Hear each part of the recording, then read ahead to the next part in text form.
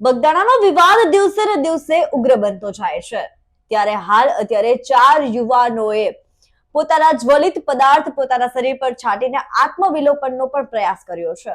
આ વિવાદ વધુ ને વધુ ઉગ્ર બને છે ત્યારે હાલ આપણી સાથે જોડાયેલા છે રાજકોટ શહેર ચુવાડિયા કોળી સમાજના પ્રમુખ ભરતભાઈ ડાભી। આપણે એમની સાથે વાત કરીશું। હાલ તમારું સ્વાગત છે અમારા સિટી ન્યૂઝમાં। ભરતભાઈ, હાલ આજે કોળી સમાજ અને આહિર સમાજ જે સામે સામે આવી ગયા છે ને વધુ વિવાદ ત્યારે બન્યો કે જ્યારે નવનીતભાઈએ એવું બયાન આપ્યું છે કે જયરાજ આહિરના કહેવાથી મારા પર હુમલો થયો છે। તો તમે શું માનો છો? આટલા બધા વિડીયો સામે આવ્યા છે, આટલી બધી પ્રતિક્રિયાઓ આવી છે, બધા રેકોર્ડિંગ્સ વાયરલ થયા છે સામ સામે, અને બંને સમાજના યુવાનો સામ સામે આવી ગયા છે સોશિયલ મીડિયામાં, તો શું કહેશો? જી, પહેલા તો હું સમાજના યુવાનોને ખરેખર સંદેશ આપવા માંગુ કે આ કોઈ જ્ઞાતિની લડાઈ છે નહીં, અને આપણે કોઈ પણ સમાજ સાથે કોઈ પણ સમાજ સામે લડાઈ નથી। આ જે ગુનેગારોએ ગુનો કર્યો છે, ગુનેગારોની કોઈ જ્ઞાતિ હોતી નથી। જેમ આતંકવાદનો કોઈ ધર્મ નથી હોતો, એમ ગુનેગારોની કોઈ જ્ઞાતિ હોતી નથી। આહિર સમાજ અને કોળી સમાજ વર્ષોથી સાથે સંકળાયેલા છે, એકબીજાના બિઝનેસમાં, ખેતીથી લઈ પશુ વ્યવહાર, આ તે બધા ધંધા સાથે પણ સંકળાયેલા હોય, અને કોઈ આહિર સમાજ સાથે કોળી સમાજની લડાઈ છે જ નહીં। સોશિયલ મીડિયામાં પણ હું વિનંતી કરું છું હું યુવાઓને કે ભાઈ કોઈ જ્ઞાતિ વિશે આપણે અપશબ્દ અભદ્ર ટિપ્પણી કરવાની જરૂર નથી। આપણી લડાઈ માત્ર ને માત્ર નવનીતભાઈને જે અન્યાય થયો છે, નવનીતભાઈને ન્યાય મળે એ માટેની લડાઈ છે। એટલે આપણે કોઈ જ્ઞાતિ વિશે જવાનું નથી। આજે અમે પણ આહિર સમાજ સાથે વર્ષોથી સંકળાયેલા છે। હું આજે જાહેર જીવનમાં હોય, આ સમાજ હંમેશા અમારી સાથે રહ્યો છે અને એકાબીજાને અરસપરસ મદદરૂપ થતા રહ્યા છે। એટલે આમાં અમારે કોઈ કોળી સમાજ ને આહિર સમાજની આ લડાઈ છે જ નહીં। હાલ મારો બીજો સવાલ તમને એવો છે કે નવનીતભાઈએ પોલીસ ફરિયાદ જે કરી હતી એમાં આરોપીઓને છૂટછાટ આપવામાં આવી છે, આવું પણ તર્ક વિતર્ક થઈ રહ્યા છે, તો એમના વિશે આપ શું કહેશો?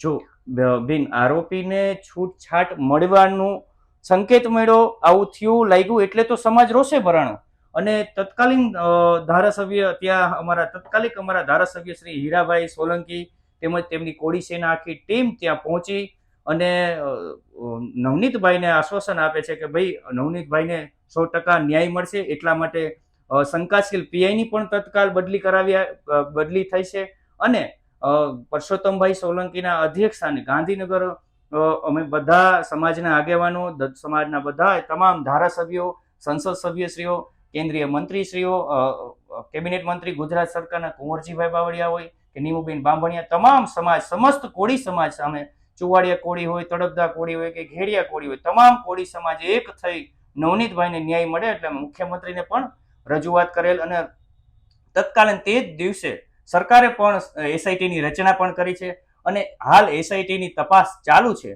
અને અમને વિશ્વાસ છે કે નવનીતભાઈને 100% આમાં ન્યાય મળશે, અને એસઆઈટી જે પણ ગુનેગારો હશે એમાં કોઈને પણ છોડશે નહીં। અને હીરાભાઈ સોલંકી કાલે જ રાજકોટ આવેલ ત્યારે વાત થતા હીરાભાઈ પણ હર્ષભાઈ સંઘવીને પરમ દિવસે મળ્યા હતા, અને હર્ષભાઈ સંઘવી સાહેબે પણ બાહેધરીને ખાતરી આપી છે કે 100% તટસ્થ તપાસ થાય છે, અને આમાં જે કોઈ હોય, કોઈ પણ હોય, આપણે કોઈનું નામ નથી લેતા, પણ જે કોઈ ગુનેગારો હશે એને કોઈને છોડવામાં આવશે નહીં। મેં અગાઉ પણ કીધું એમ કે ભાઈ ગુનેગારની કોઈ જ્ઞાતિ હોતી નથી। જે કોઈ જ્ઞાતિના હોય, જે કોઈ ધર્મના હોય, ગુનેગાર કહેવાય, એટલે ગુનેગારને કોઈને છોડવામાં નહીં આવે। હર્ષભાઈ સંઘવી સાહેબે પણ નાયબ મુખ્યમંત્રી સાહેબે પણ ખાતરી આપી છે।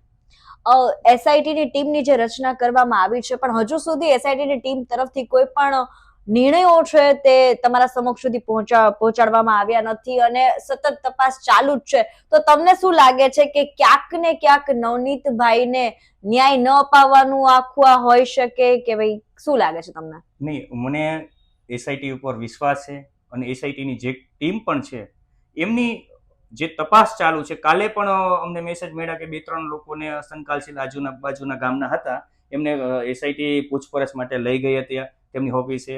એટલે તપાસ ચાલુ છે, અને એમાં 100% અમને વિશ્વાસ છે કે આપને સમાજને અને નવનીતભાઈને ન્યાય મળશે।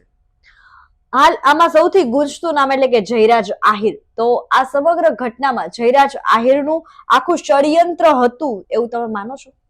જયરાજ આહિરનો નવનીતભાઈ સરપંચ શ્રી જે હે માજી સરપંચ એમને કોલ જાય છે કે ભાઈ મળવું છે. બસ આ વાતનું એક રેકોર્ડિંગ વાયરલ થાય ને તે પછી એનો આ ઘટના બને છે.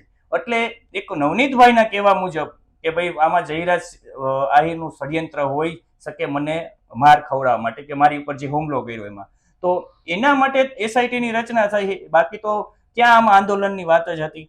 આ તો કે કોઈ ગુનેગાર આમાં રહી ન જાય એટલા માટે જે ખરેખર સત્ય છે તટસ્થ તપાસ થાય, સત્ય બહાર આવે, આમાં જે કોઈ આરોપી હોય એને કડકમાં કડક સજા થાય એ અમને સમાજને પણ વિશ્વાસ છે અને એસઆઈટી પણ એ મુજબ આજે કામ કરી રહી છે. હાલ આજે ભરતભાઈ આપના તરફથી કોળી સમાજના યુવાનોને શું મેસેજ આપશો?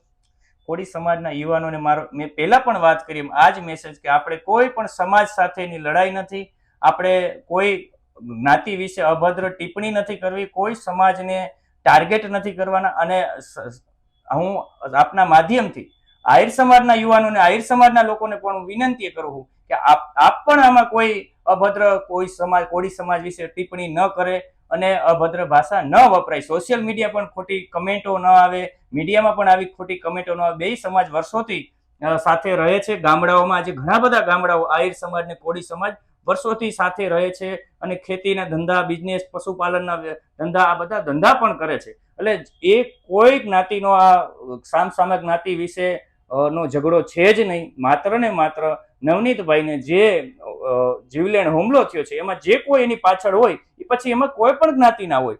આ ન્યાય બધાને, આજે કોઈ પણ જ્ઞાતિ ઉપર અન્યાય થયો તો બધા સમાજની અપેક્ષા હોય કે આ ખરેખર પૂરતો ન્યાય મળે, આમાં જે કોઈ આરોપી હોય કોઈ રહી ન જાય.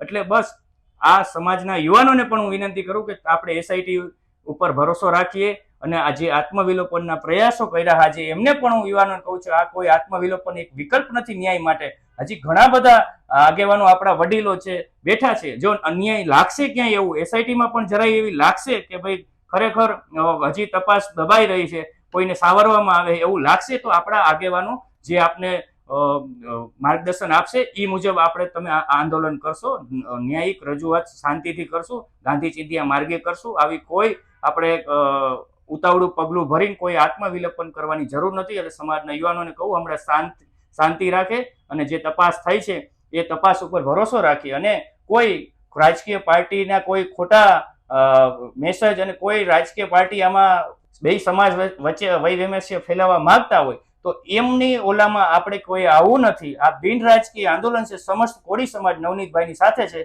તો આપણે બધા યુવાનો નવનીતભાઈની સાથે રહેશું અને જે એસઆઈટીની તપાસ ચાલુ છે તપાસમાં આપણે સહકાર આપશું. આભાર આપનો. તો આ હતા આપણી સાથે ભરતભાઈ ડાભી કે જેમને સાથે આપણે વાત કરી, ચર્ચાઓ કરી અને ઘણા બધા શાંતિના જેમને પ્રયાસો કર્યા છે. પણ એનું પણ કહેવું એવું જ છે કે એસઆઈટીની ટીમ ઉપર એમને પૂરો વિશ્વાસ છે, ન્યાયતંત્ર ઉપર પૂરો વિશ્વાસ છે. બસ તો હવે જોઈએ કે એસઆઈટીની ટીમમાં શું આવે છે નિર્ણય અને શું તપાસમાં બહાર આવે છે.